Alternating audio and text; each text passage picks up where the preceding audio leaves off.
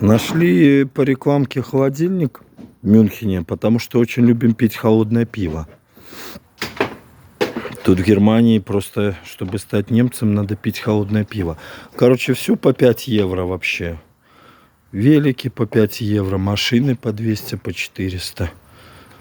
Потому что нам на стройке срочно необходим холодильничек. Я хочу сказать, цены хорошие. Он очень хороший, особенно за 5 евро.